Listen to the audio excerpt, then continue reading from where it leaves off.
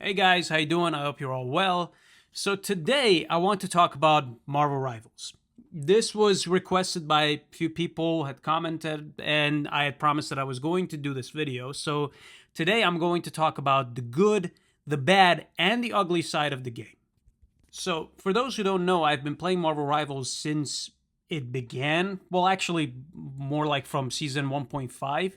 And over this period, I have basically seen a lot of things happen within the game. But as of right now, the game is in a state that it needs to decide on its own longevity and think ahead to make the right decisions.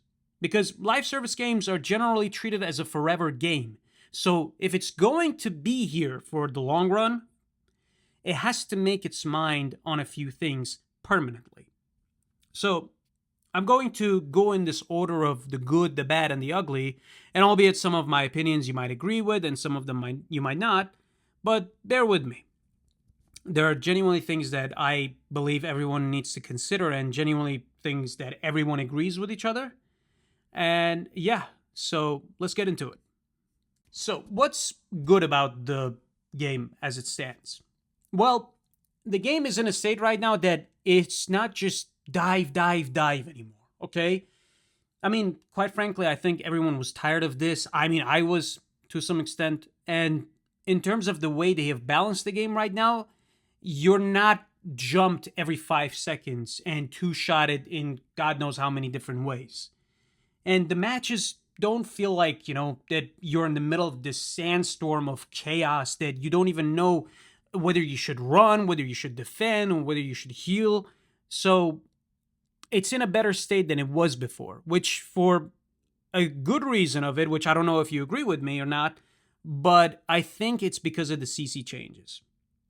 Now, bear with me. I know a lot of people might be like, dude, what are you talking about? Everybody hated the CC changes and all that. I get it. And I understand why they hated it, and for good measure. Look, firstly, nobody was used to these CC changes, okay? And that's why they hated it in the first place. And the other reason is that all of a sudden, your whole team is trying to jump the other team and basically eliminate them, and all of a sudden, they all feel like immovable objects because everyone's used to this whole, like, the thing doing his thing, the rogue doing what she does. So yeah, at first it felt like you're pushing against an immovable object, but I've got to admit it was something that was needed. At least I felt like it was needed because in my experience, we would get a thing on the other team just running through our entire team every 7 seconds, smashing everybody into the like air, like smashing on the ground. Everybody's basically set up in the air, flying, and then of course the entire enemy jumps you. The entire team one shots you and two shots you in different ways, and that's it. Everybody's dead. And they start capturing the objective and all that. So it just felt kind of like it felt so repetitive, so boring. Okay, they jumped us, so now we jump them. So it just felt like it's an exchange of the same boring thing every time. And I've got to be fair, I'm in GM2 right now, and the thing, and like, well, Rogue doesn't get banned that much, but the thing still gets banned because he's genuinely a really good character. And if you don't kill him, he'll kill you just as easily. Other characters like Daredevil and like sometimes maybe Bucky, like you see that these guys get banned as well because of course their kit is so strong that it makes them in such a way that if I don't ban this and someone really good plays it on the other team, or I played the other like last time I played with somebody else and this guy was really good, so you warn your teammate, it's like, dude, they got a really good Daredevil or they got a really good Bucky, they got a really good Rogue or something, so you have to ban them to kind of like make it a level playing field.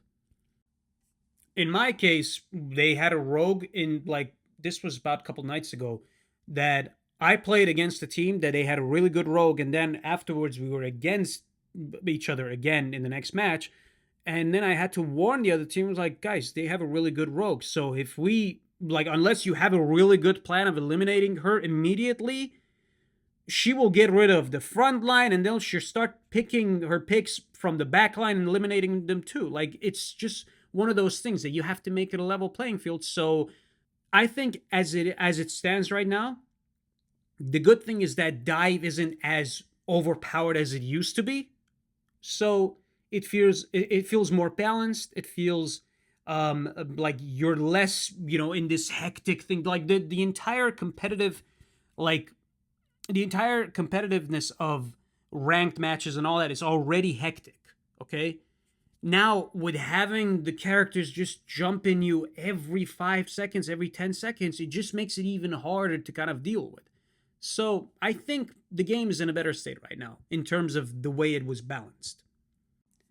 Now let's get into the interesting stuff, the bad stuff. Look, it is not just me, but also a lot of players. And by the way, when I say players, I'm not talking about streamers who play the game 10 plus hours a day. I'm talking about people who play it casually or played with a friend, maybe multiple hours and this and that, to a healthy amount. We can all agree that there are certain characters that are extremely lacking. Some of them is tech wise, like Captain America, which right now, as he stands, he's not a threat at all. Like, even I've played against really, really good Captain America players, and they don't even want to pick him at times because it's like, dude, he's been nerfed so much. Like, and it's not just him getting nerfed, it's a huge problem with the Vanguards, which I'm going to get back to later on during this video. But it's just that him, he used to have the tech, he used to have the kind of like, what do you call it? The flair, the pizzazz, that made him kind of a versatile character to play. But the changes that they brought was to basically lessen the skill gap between really good cap players and really bad ones. Because here's the thing with characters like Captain America, Iron Fist, Daredevil, or Hulk, the hands-on ones, or even Rogue, yeah, the ones that are basically using their fists, their brawlers, they have to push really, really close to you. There isn't much of an in between. You're either really good or you're bad, which is it's all about skills and developing it. So this change that they made to Captain America was to kind of lessen that kind of skill gap that was between the two kind of groups of players to make more people play him. But it effectively made him so boring and actually so counterintuitive that people don't even actually want to pick him anymore because he's not that good at eliminating or even support. Before these changes, people used to pick him and learn his tech, learn how to dive the backline properly, combo his ult with other like with a good DPS like Bucky, with a Punisher, to not only get rid of the backline, which he could do it by himself, but also give that boost to everybody else so everyone can move up, which kind of made sense because when he gets up and he says assemble, and it kind of like rallies everyone together to push against the other team to eliminate them. But if you've noticed, he has become more of a supporter of like okay, let's just not die. Like, that's not Captain. Look, Captain America is supposed to be because he's a Vanguard, he's supposed to push and he's supposed to peel, of course, but at the same time, his main role is to push, and you push with him in terms of like basically being aggressive to secure a location or get the eliminations. So when he shouts assemble, it used to be like a cinematic and satisfying thing because he would push. A Punisher that's really moving slow would push with him with the boost he would get. Bucky already was good. He would get more even like aggressive, and it felt so satisfying. But now it's like he's just used to be like, oh, okay, it's the last resort, so we don't fucking die. Like, what are we doing? It's not the right thing for him to do. He's being used as like the last resort rather than being this heroic figure that rallies everybody together. He's become so boring and lame. As I said, he's lost that kind of flair that he had. Like, he's the star-spangled hero, right? Where's the stars about the thing he does? Because now he's just like, okay, last resort, just stall. We don't fucking die, so somehow we can salvage something. Like, that's not... Captain America is not about salvaging things. He's about pushing and streamlining everybody in one direction so everybody can play aggressive and play supportive of his ult. So you can push and secure locations or get eliminations and actually make very interesting plays. but he's just become bland now. I mean, right now that we're talking about flair and pizzazz and all that, it's a very interesting thing that we can actually expand on. There are characters who have flair, they have pizzazz, they have something that makes them rather very interesting to for people to be like, oh, actually, I want to pick him, I want to pick her, and be like, how it feels to play with this character because I've never tried it, and that's one way of getting people interested into something they've never tried before. Like, here's the thing: majority of people that come from shooter games, they pick Punisher immediately, or someone that uses a gun, basically. So to get them interesting to someone like Hela, or someone like Magic, or someone like Emma, to basically not only like keep the enemy on the front line and not let them move, but also get brawly and hands on. So some characters have that kind of interesting thing about them that makes you want to try them. For the past month or so, I've been trying these characters to see why some people call them throw picks. And honestly, I don't blame them. It's mainly due to how that specific character's kit works. And in general, it might make the player feel bored with them and evidently put them aside and be like, okay, you know what, actually I would rather play something that I'm actually good at or something that feels interesting.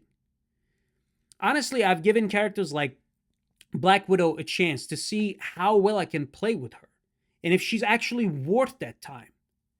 A lot of people consider her a throw pick. I came to the realization that she's not a throw pick because she's bad. She's actually really good, and she can two-shot and one-shot the DPS and the backline very easily if you know how to play with her.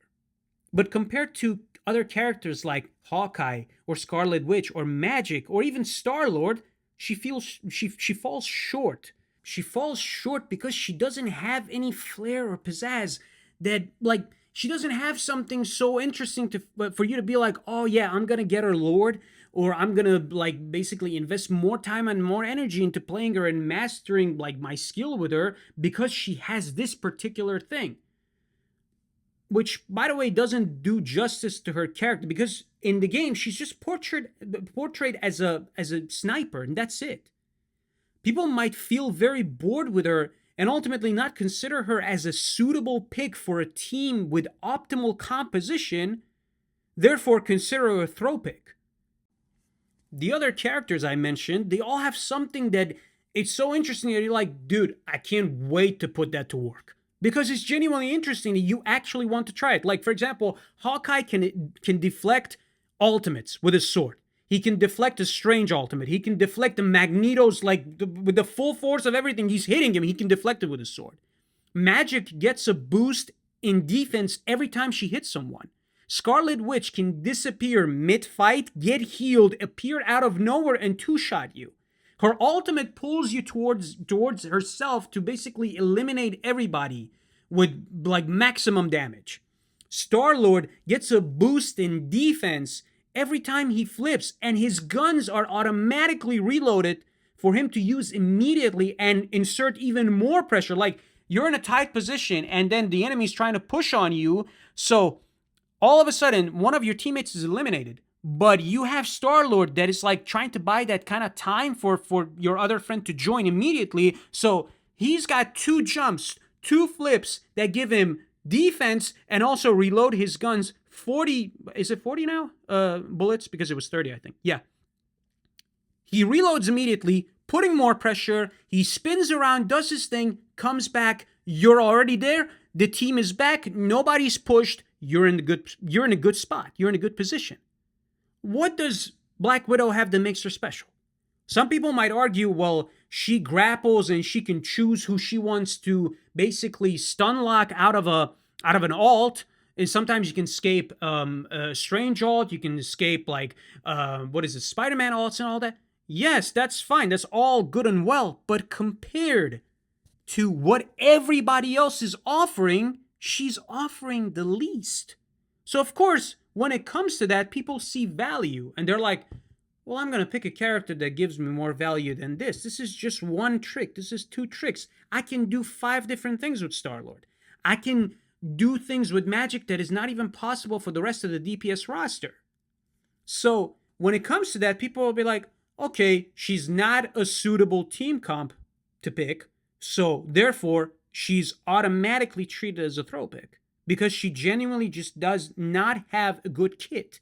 Her kit doesn't offer that versatility. Like, yeah, some people actually push with her. Like, even with the clips that I'm showing you right now, I'm pushing with her. And I'm actually one-shotting and two-shotting enemies, which is fun. Yeah? But what do I have? Just have a power jump? That's it? And just a stun lock and a grapple? Like, it's not enough. Like, okay, if I stun lock somebody, give me boost. Or if I eliminate people with my ult, give me boost. Like, give me something. Give me something to make it worth my while actually investing time into this character. And actually, she offers something in return. I mean, even with her team up, she is still lacking. Why would I want to heal anyone if I'm a sniper? Yeah? I would rather just get rid of the enemy. Here's the thing. Give me a team up if you don't want to change her kit entirely, okay? Here's my advice to NetEase, okay?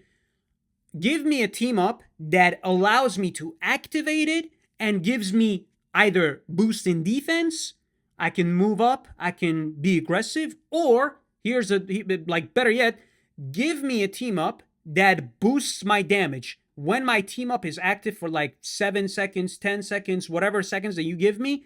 I can one shot anyone. She will ultimately be in a position that people might even consider banning her, because if people start actually investing time into improving their skills with her, be like, oh, the team up are actually really good. I can one shot anybody. Okay, awesome. Then she's automatically in the pool that gets basically picked more often than other characters, and in the same pool that gets banned more often because she is good. So here's the other problem that we have, which it shouldn't exactly be a problem, but it is. The problem lies within NetEase's solution to low pick rates, or just people considering characters like Human Torch or Black Widow a throw pick and genuinely not being interested into picking those characters up and playing them. The solution that NetEase has is, okay, we're going to rework them and we're going to basically try to make the kit in such a way that it makes them playable. But when you look at it, Human Torch was introduced in season 1.5. We're in season 8.5 now. It took them 7 seasons to implement like more and more things to get it right with Human Torch, so as to make sure he's not overpowered, but at the same time somewhat playable. And he is, and some people are saying he's still lacking. So here's the thing. It shouldn't take you that long to make those implements, okay? If it's me, I would run a survey every 3 weeks. Every 2 weeks, run a survey, see how people feel, like implement a change within that certain character that you have within that season, which is a period of 28 days to 35 days, which you do your main updates. Do this. Run a survey. It's like, okay, we just did a whole Torch update or a whole Black Widow update, okay? It's a rework, or it's somewhat a change that makes the kit feel different when you play with it. Give us your thoughts. What do you think? Yeah? Take people's survey and then try to adjust the characters for the next season accordingly. This way, you get more people interested into playing those characters. You get them to give you their thoughts and their opinions. So that way, you create this character that's not OP, but at the same time, not just playable, but very good as a team comp pick. That people can generally be like, okay, we want to go for a Black Widow kind of like team composition. Okay, let's do it accordingly with these characters. This way, there is more creativity. There are more interesting plays that you can play, and it doesn't get boring. Now, before I get into the ugly part, I want to mention something in regards to the matchmaking, which is another bad thing, and maybe I should have mentioned it at the beginning of this part. But I don't know if you've noticed, but the way the matchmaking is working at the moment has been on the fritz, man. Like, it just feels weird. It looks weird. Because the thing is, it's been an issue since the beginning, okay? But from season 7 till now, the algorithmic matchmaking is working in such a way that it's just so different from like before that you're like, what are you guys even doing there? Now, I noticed this when I was playing Deadpool in, I think the clip is also part of one of these clips that I put here for you guys to watch. I was playing Deadpool with a team, and then we kept pushing, and then we won. I won 2 rounds back to back, and I was MVP.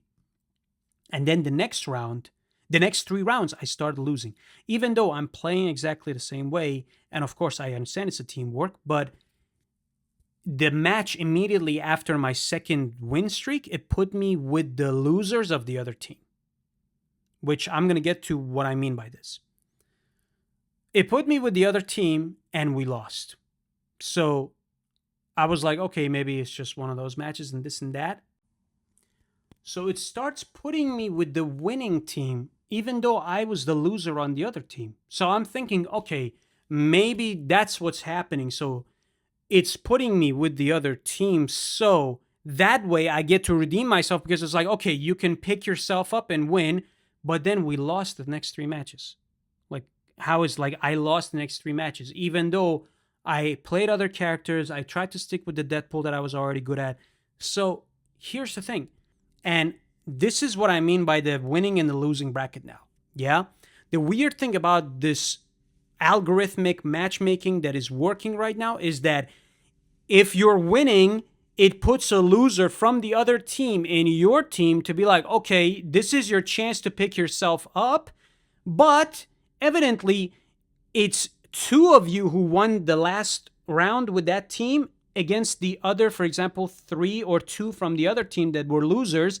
And then it's mixed match with the other losers of other teams. And then basically a losing bracket put together with 2 good players from the winning bracket, which basically throws everything off the scale because it makes 0 sense, because then it's not based on skill. It's based on who won and who lost last round. Because if it was based on like the skill that somebody has, it would place you in a way to be like, okay, you guys that are in a lower skill, you come up together. You guys that are in a higher skill, you go up together. So everyone moves up.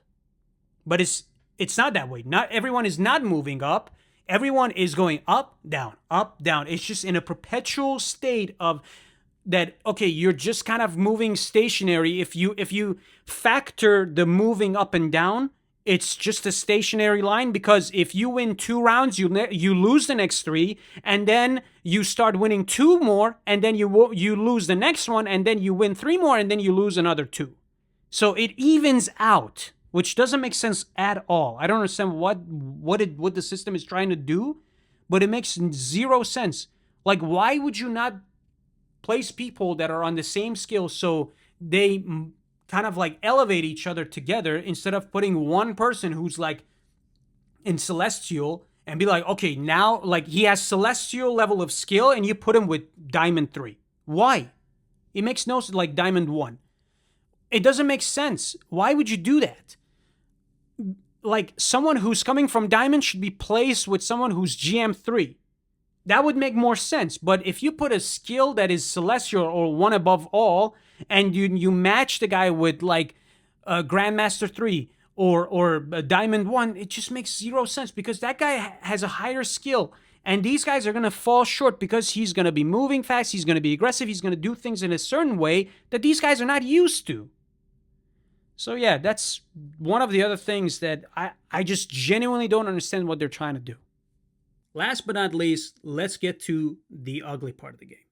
Look, I'm going to be very unfiltered about this last part, because the thing is, usually when I want to say something, I put my thoughts in order and I actually try to go off in accordance to what I think I should say first.